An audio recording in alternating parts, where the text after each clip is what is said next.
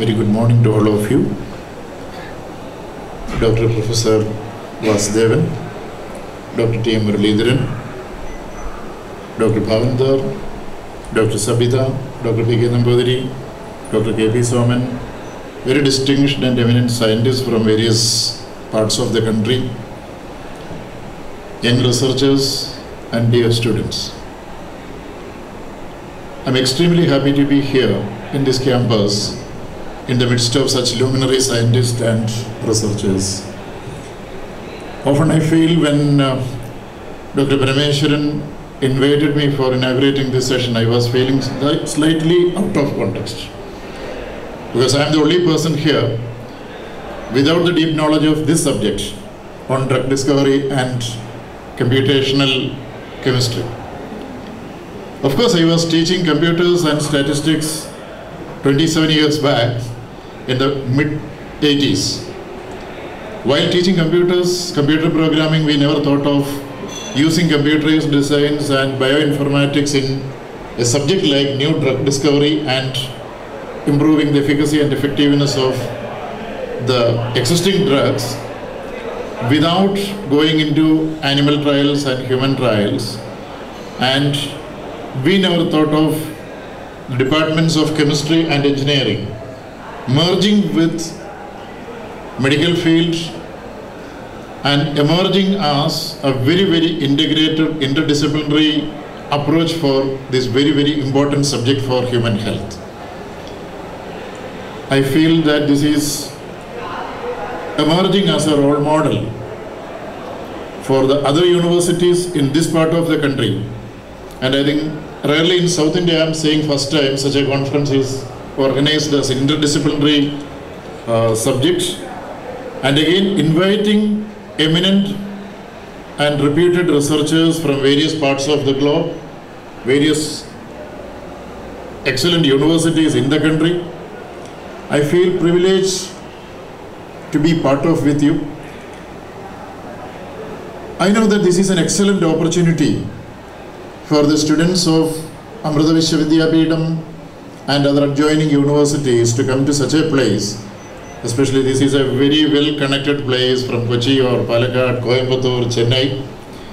And the location and ambience of Amrita Vishwa Vidyapeetham University is one of the best I have ever seen in this part of the country. Okay, barring IITs and IIMs, the other universities have been struggling with developing their own field of academic research and development. This is one university where inviting luminaries from across the globe, attracting industry, people from industry, academia, researchers and practitioners. I think an excellent form of organizing a seminar. Visit to this campus is, I feel, always an energizing experience. In the midst of adversities around, a very green and clean campus with an excellent ambience. I feel proud that it is made to this level by one of my predecessors, Dr. Professor Aravindakshan. He was earlier chairman of Cochrane Development Board. So I feel his capabilities, his aptitude and passion for developing institutions which we have seen in Cochrane Development Board years back, decades back. So he has, even after retirement, when other scientists and teachers just retire to their own personal life, he has taken enormous pain to come and do the dedicated honorary service in this campus. So we salute him, and especially persons, luminaries in this field like Dr. Professor Vasudevan and all. I think we have to salute them, and again the youngsters, young researchers and students here, and you are the most fortunate lot, bringing together the very senior researchers, professors, practitioners, along with the middle-aged and extremely functionally very active middle-aged group of scientists and teachers, professionals. The youngsters are getting this much of opportunity to meet, interact, listen and interact with the papers which is going to be presented here. I recollect when 25 to 30 years back when we were a student, getting into such an opportunity for a conference was unthinkable. Of course, the modern systems of communications, travel, and making our society much more dynamic help us to bring together and interact together. And the earnest efforts of the computational chemistry group also needs very much appreciation from all of us.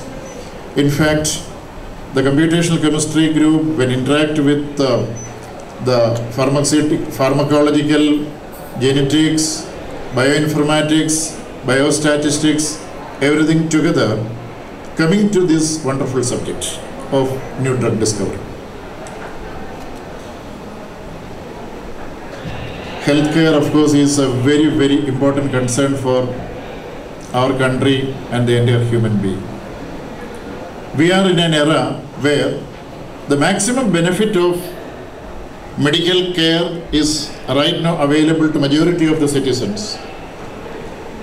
Looking back to 50 years behind us, the diseases which were threatening the existence of human beings, our life, are no more a threat to us. While we are able to conquer all the epidemics and many of the dreaded diseases, the emergence of new pathogens and variations which are taking place among them are again posing great challenge to our researchers, scientists and medical professionals. I think with the invention of penicillin in 1940s, everybody thought that the entire cure for all the contagious diseases and pathogens are over. Subsequently, thousands of new drugs were invented, thousands of new forms and varieties were developed. Research within a university, within pharmaceutical companies, biotechnical companies, research, network research, and collaborative research, and all growing in exponential rate now. Even India is contributing to invention or discovery of new drugs and new drug molecules, and again network research, collaborating with global universities and global pharmaceutical companies. Still the challenges are manifold. The wisdom and knowledge which we have the history and tradition of thousands of years, incorporating them into the modern stream of systematic scientific research, I think that is also, I found that as one of the modern, most important topic here. Learning from other systems of medical practice, bringing together the molecular level research and nanoparticle level research into the streams of Ayurveda, Siddha and Unani. I am sure that this will pave way for a better future for the healthy human being. In spite of the huge budget we are earmarking for the healthcare, both at state level as well as national level, the health service delivery system need to be streamlined and improved.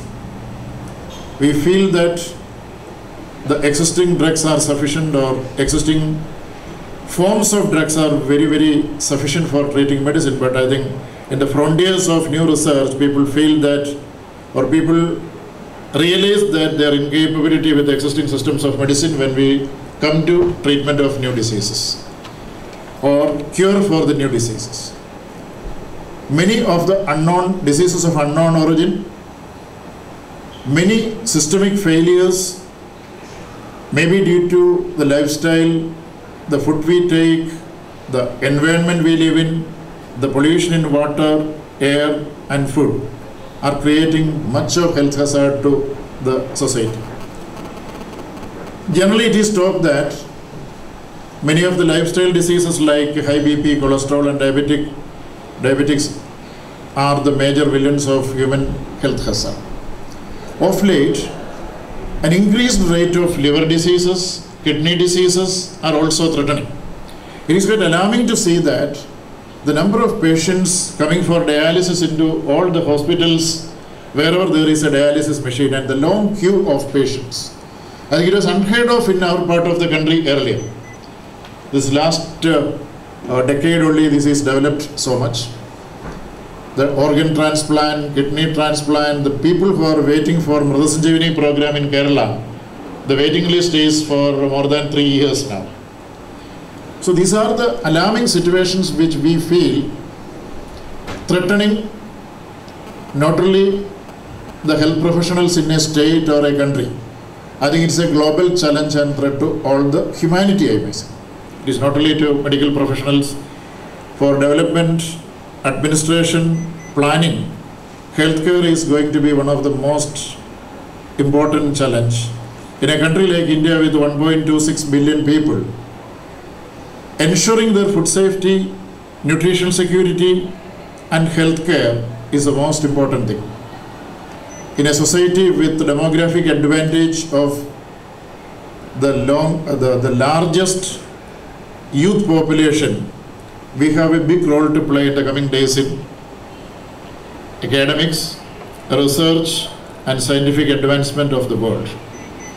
Many other nations are aging. India is getting younger and younger. Our population below 35, population below 15 when we take, there are no other countries to match with India.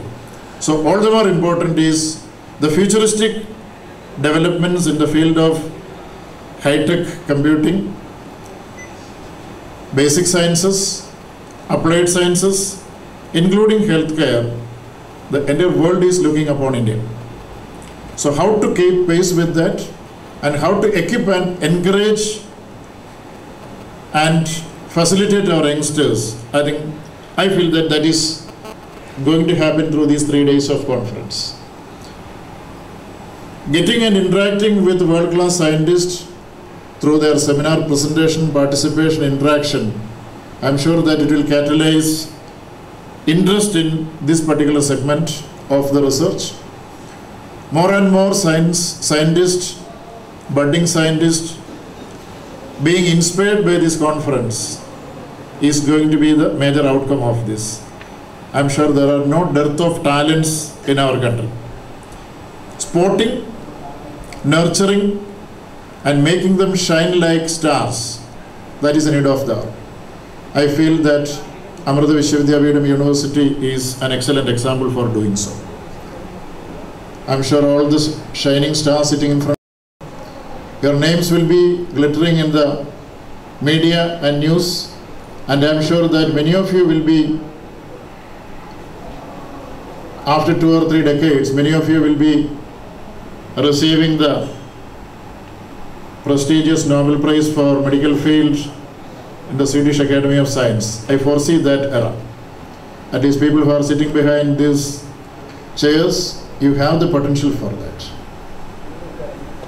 The potential to be nurtured and developed. This is a stepping stone. Keep that as your aim. Lessening the pain of human beings by helping your own possible talents and intelligence, working in a team, developing new drugs, developing new forms of existing drugs, and in reducing the pain of diseases of humanity. I think that is the greatest service we can do. It is one of the noblest profession, noblest research. Maybe other researchers are, I'm not talking about other researchers unimportant. We are coming to a stage where development in science, in any other field, is going to add and make a cumulative effect in healthcare, health sciences.